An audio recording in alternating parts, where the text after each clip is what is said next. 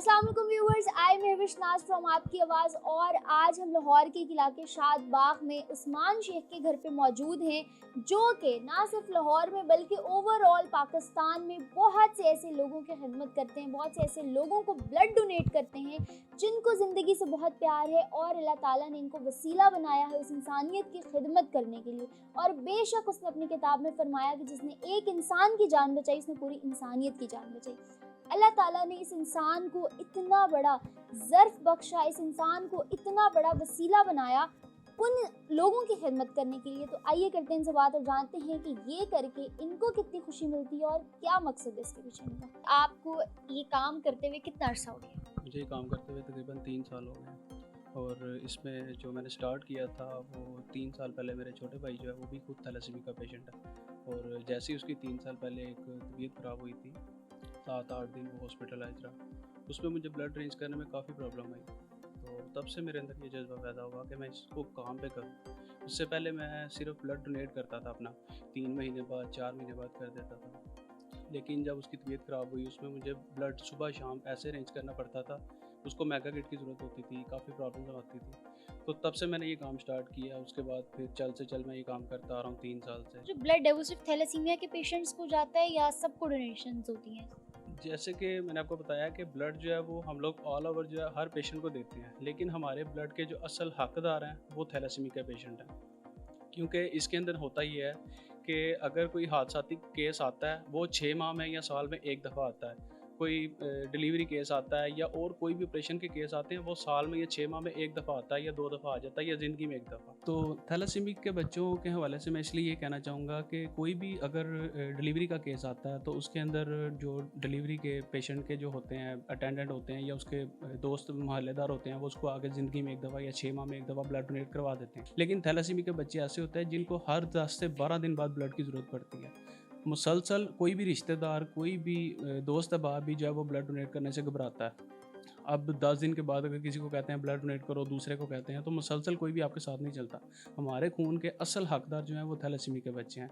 बाकी लोगों को भी देना चाहिए ब्लड, मैं नहीं कहता नहीं दो, लेकिन थैलेसीमिया को प्रेफ़र ज़्यादा करना चाहिए। ब्लड डोनेशन के लिए मेल और फीमेल मतलब जेंडर डिस्क्रिमिनेशन नहीं है, दोनों को करवाना चाहिए या मेल को ज़्यादा फीमेल को कम, ऐसा कुछ सिनेरियो होता है? मेल को जो है वो 3 महीने बाद करवा देना चाहिए, क्योंकि उनका एचपी लेवल अगर 13 आता है तो वो नॉर्मल होता है, उसके अंदर उनको ब्लड डोनेट करवा देना चाहिए। फीमेल को अपना जो ब्लड है वो 6 माह बाद करवाना चाहिए, या उसको अपना एचपी लेवल जो है वो मेंटेन रखना चाहिए, या उसको अपना एचपी लेवल चेक करवा के फिर जो है वो ब्लड डोनेट करवाना चाहिए। अब अगर मेरे वालिद साहब मुझे कहते हैं कि जाओ अपने ब्लड टेस्ट करवाओ, मैं कहूँगा मेरे पास टाइम नहीं है। या बहुत से लोग ऐसे हैं, जब हम लोग यहाँ पे जाते हैं हमारे सारे ब्लड के टेस्ट फ्री हो जाते हैं, और आजकल इंसान को नहीं पता होता कि अंदर ही अंदर कौन सी बीमारियां पैदा हो रही हैं। लेकिन 3 महीने बाद ब्लड डोनेट करवाने से हमें ये फ़ायदा होता है कि हम जब ब्लड डोनेट करवाते हैं हमारी टेस्ट की रिपोर्ट आती है, हमें ये पता लगता है कि हमारे 3 महीने के अंदर हमें अंदर कोई बीमारी पैदा तो नहीं हुई। अगर हुई है तो हम लोग उसको दूर कर लें। और मेरा सब डोनर से ये मैसेज है कि जितना भी कर सकते हैं इस मैसेज को स्प्रेड करें। उसके अलावा अपने करीब जो भी आपके हॉस्पिटल आता है, हॉस्पिटल में ब्लड दें, लेकिन थैलासीमिया के सेंटर के अंदर ब्लड लाजमी दें। जैसे कि सुंदस फाउंडेशन लाहौर में काम कर रही है, आदमिर फाउंडेशन काम कर रही है, नूर फाउंडेशन कर रही है, दस्तक वेलफेयर फाउंडेशन कर रही है, स्मेरा वेलफेयर फाउंडेशन कर रही है। और हर फाउंडेशन के अंदर 5-5, 10-10 हज़ार बच्चे जो है वो रजिस्टर्ड हैं, जिनको हर 10 दिन, 12 दिन बाद, 15 दिन बाद ब्लड की ज़रूरत पड़ती है।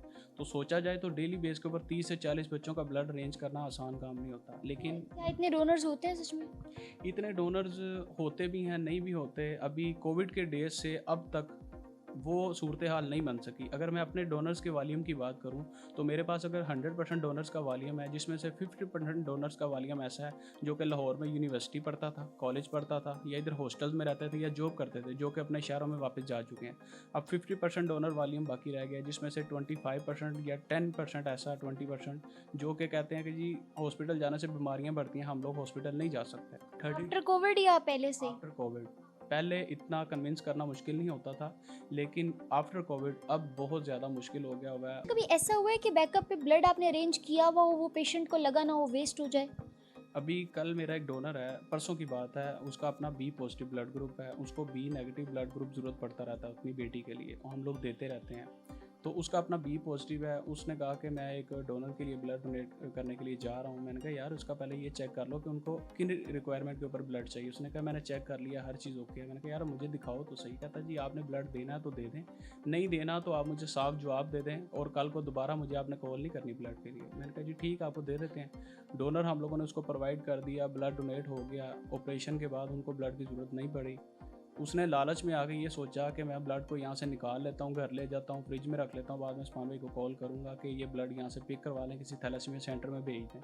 उसने घर के टेम्परेचर में और ब्लड बैंक के टेम्परेचर में बहुत फ़र्क होता है। ये आपको परसों की बात बता रहा हूँ। और परसों एक ब्लड का बैग बी पॉजिटिव का ज़ाया हुआ है, जिससे मुझे बहुत दुख हुआ इस बात का कि हम लोगों को सिर्फ अवेयरनेस की ज़रूरत है, बहुत ज़्यादा अवेयरनेस की ज़रूरत है। ये मुझे बताएं कि आपकी टीम कितने लोगों की टीम है? टीम ने सपोर्ट किया, फैमिली ने किया, फ्रेंड्स ने किया, कहाँ से आई ये सपोर्ट जो है सारी? इस काम को करके मैं समझता हूँ कि मुझे जो सबसे बड़ा बेनिफिट मिलता है वो मुझे दुआओं का जो है वो ज़रिया मिलता है। अभी कल भी मैंने एक मदर का वॉइस मैसेज अगर आप कहें तो मैं आपको वो सुना सकता हूँ कि मैंने उनको लिए ब्लड 3-4 दफ़ा भी अरेंज किया। थैलेसीमिया का बच्चा है, उसकी मदर है। उन्होंने कल मुझे वो दुआएं दी हैं जो सुन के मेरे अंदर जो है वो मज़ीद मेरी हौसला अफजाई हुई है।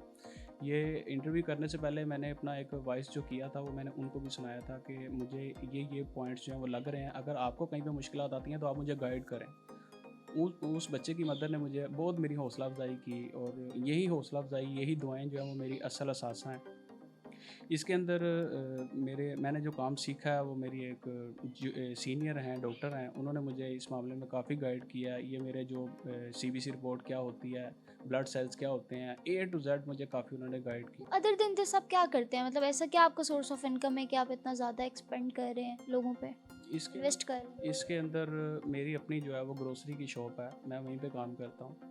तो अल्हम्दुलिल्लाह 8 साल से मैं वही काम कर रहा हूँ। अल्हम्दुलिल्लाह अल्लाह का शुक्र है कि अच्छा कमा रहे हैं, खा रहे हैं, अल्लाह का शुक्र है। तो अल्लाह ताला जब इंसान की खिदमत के अंदर इंसान जाता है, इंसानियत की खिदमत में, तो अल्लाह ताला खुद ही उसमें बरकत डाल देता है। और मुझे कभी भी इस मामले में काम करके ये फ़ील नहीं हुआ। इवन के बहुत से मेरे पास डोनर्स ऐसे हैं जो आज मुझे एक डोनर की कॉल आई है कि भैया आप हमें याद नहीं करते। उसने मुझे कहा हुआ है कि लाहौर में कभी भी किसी को पिक एंड ड्रॉप चाहिए, मैं हाज़िर हूँ, आपने मुझे बता देना। एक दिन में कितना ब्लड डोनेट कर देते हैं आप? इसमें कोई कभी भी जो हमें जो पर डे मैक्स अभी तक कितना किया है पर डे? आप कह लें पर डे जो है वो हम लोग तकरीबन कोई 4 से 5 केसेस हो जाते हैं अल्हम्दुलिल्लाह। पर डे 4 से 5 केसेस? पर डे 4 से 5 केसेस जो है वो हर हॉस्पिटल के, डिफरेंट हॉस्पिटल्स के हो जाते हैं। अच्छा, ये काम करने की वजह अपनी सेटिस्फेक्शन है या शुरू किया लोग राज़ी होने लग गए तो अब उसको कंटिन्यू कर रहे हैं, छोड़ नहीं सक रहे, या अल्लाह की रज़ा है? देखें, इंसानियत की खिदमत जो है वो अल्लाह ताला ने खुद जो है फरमाया है कि इंसानियत जो है, इनका जो है ठेका जो है वो, इनकी ज़िम्मेदारी जो है वो मैंने खुद ली हुई है। अल्लाह ताला हर इंसान का जो ज़िम्मा है वो खुद उठाता है, पूरा करता है। फिर अल्लाह ने जब ज़िम्मा लिया है और वो इस जो है ज़िम्मेदारी को निभा सकता है, तो फिर आप इंसान हो के क्यों? लेकिन अल्लाह ताला डायरेक्ट तो नहीं कर सकते ना, वसीले बांटे हुए हैं। जो अल्लाह ताला ने अगर हमें तौफीक दी है तो हमें ये काम करना चाहिए। बहुत खुशी हुई आपकी बात सुन के कि अल्लाह ताला ने आपको इस चीज़ के लिए चुना है और आपको इस बात का इल्म है, आपको नॉलेज है कि उसने मुझे वसीला बनाया तो मैंने इसको किस तरह से पॉजिटिविटी की तरफ लेके चलना है। अच्छा, इसके साथ मुझे बताएं कि फ़र्दर आगे क्या प्लान है इस चीज़ को और ज़्यादा बढ़ाने का या किस तरीके से एक्सपेंड करना? देखिए, अगर मुझे कोई फाइनेंशियली सपोर्ट मिलती है तो मैं ये चाहूँगा कि जितने गवर्नमेंट के हॉस्पिटल्स हैं, अब मेरे पास मोस्टली गंगाराम के केसेस आते हैं या डिफरेंट गवर्नमेंट हॉस्पिटल्स के ऐसे केसेस आते हैं जिनके अंदर डॉक्टर्स रिक्वायरमेंट करते हैं कि ब्लड की इतनी बोतल्स लें, लेकिन डिलीवरी केस के अंदर 1 या 2 बोतल्स रिक्वायर्ड होती हैं, वो भी चांसेस के ऊपर, सी सेक्शन के अंदर। लेकिन नॉर्मल के ऊपर ब्लड की ज़रूरत नहीं होती। एचपी लेवल मेंटेन होना चाहिए, लेकिन डॉक्टर्स उस ज़िद के अंदर कि जी ब्लड लाएंगे तो हम ऑपरेट करेंगे वरना नहीं करेंगे। और अभी तक मैं बेइंतहा ऐसे केस देख चुका हूँ गवर्नमेंट हॉस्पिटल्स के अंदर, ब्लड ना मिलने की वजह से बच्चे की डेथ हो जाती है। और बाद में वो इतना प्रेशर फैमिली के ऊपर डालते हैं कि जी माँ की जान बचानी है तो ब्लड ले आए, वरना हम लोग माँ की जान भी नहीं बचा सकेंगे। इतने ऐसे केसेस देखने को मिलते हैं जबकि वो रियलिटी नहीं होती। जबकि वो रियलिटी नहीं होती। तो मैं ये समझता हूँ या मैं दुआ करता हूँ अल्लाह ताला से, अल्लाह ताला मुझे तौफीक दे कि जितने भी गवर्नमेंट हॉस्पिटल्स के हैं उनके अंदर मैं 5 रुकनी टीम या कम से कम 2 से 3 मेंबर्स की ऐसी टीम बना सकूँ। क्योंकि आजकल कोई भी मेंबर को मैं अगर टीम बना के वहाँ पे बिठाऊँगा सबसे पहले उसको जॉब चाहिए, मीन्स कि उसको कोई सैलरी चाहिए वहाँ पे बैठने की, हर बंदे को पेट लगा हुआ है। दूसरी बात ये कि उसको एक अथॉरिटी चाहिए कि अगर तो वाकई डॉक्टर सही कह रहे हैं तो वो उनकी हाँ में हाँ मिलाए, अगर नहीं कह रहे तो फिर उनके खिलाफ वो एक्शन ले सके। तो ये दो सूरतों में अगर मुझे कोई फाइनेंशियली सपोर्ट मिल जाए, मैं जो वहाँ पे टीम बैठाऊँ उनको कोई सैलरी दे सकूँ, दूसरा मुझे कोई अथॉरिटी मिल सके कि वो इनके खिलाफ एक्शन ले सके, तो बहुत से गवर्नमेंट हॉस्पिटल्स के अंदर ऐसे जो लोग लावारिस फिर रहे होते हैं, जो ब्लड की वजह से अपने बच्चों, अपनी माओ बेटियों की जान गंवा देते हैं, उनके लिए मैं ये कदम उठाना चाहता हूँ। बेसिक जो मेरा मकसद है वो ये है। इसके अलावा थैलेसीमिया के बच्चों के हवाले से मैं बहुत ज़्यादा जो है वो इंस्पायर हूँ कि इन बच्चों के लिए हमें बहुत कुछ करना चाहिए, क्योंकि हमारे खून के असल हकदार ही यही हैं। बेशक सर, अल्लाह ताला आपको इसके लिए तौफीक दिए रखे। Best of luck for your next mission. बस एक हमारी आवाम को एक मैसेज दे दें, और हमारे हुक्मरानों से आपकी क्या एक्सपेक्टेशंस है, आप क्या चाहते हैं उनसे? हुक्मरानों से यही है कि गवर्नमेंट जितने भी हॉस्पिटल्स हैं उनके अंदर डॉक्टर्स तो हैं, फैसिलिटीज़ भी हैं, लेकिन बहुत से ऐसे हॉस्पिटल्स हैं जिनके अंदर डॉक्टर्स की मनमानी की वजह से बहुत सी माएँ, बहुत से बच्चे जो हैं वो अपनी जान गंवा देते हैं। उनके खिलाफ कोई एक्शन लिया जाए। इसके साथ साथ हमारी पब्लिक जिनको बिल्कुल भी इस चीज़ का हाउ टू नो नहीं है, जिनको बिल्कुल भी इस चीज़ का नॉलेज नहीं है, उनके लिए कोई ऐसा मैसेज? पब्लिक के लिए मैं ये कहना चाहूँगा कि हमें थैलेसीमिया से लड़ना है। ये एक जानलेवा मर्ज़ है, लेकिन अल्लाह ताला ने हर बीमारी का जो है वो इलाज रखा हुआ है। तो हमें, मेरे एक डॉक्टर से इस हवाले में बात हुई है, कहते हैं कि कज़न मैरिज के अंदर थैलेसीमिक जो है ये प्रॉब्लम आती है, लेकिन इससे अलावा होता ये है कि अगर हम लोग शादी से पहले अपना थैलेसीमिक टेस्ट करवा लें तो ये आगे नहीं आएगी। लेकिन इस हवाले से भी मैंने मज़ीद तहकीक की है, डॉक्टर से कंफर्मेशन की है कि अगर आप थैलेसीमिया के हवाले से शादी से पहले टेस्ट करवा लेते हैं, लेकिन फिर भी अगर जर्म्स आ जाते हैं तो बच्चे में ये चीज़ आएगी। इसका बेहतरीन हल ये है कि आपकी जब प्रेगनेंसी स्टार्ट हो उसके अंदर आप अपने बच्चे का थैलेसीमिया का टेस्ट करवाएं। अगर वो नॉर्मल है तो आप उसकी पैदाइश करवा लें, लेकिन अगर नॉर्मल नहीं है तो उसके लिए 5 इंजेक्शन का एक कोर्स है, वो डॉक्टर ने मुझे बताया था, वो आपको करवाना चाहिए। लेकिन अगर फिर भी ये लगे कि नहीं है तो बच्चे को पैदाइश नहीं करनी चाहिए। ये एक लोगों के लिए अवेयरनेस है थैलेसीमिया के हवाले से।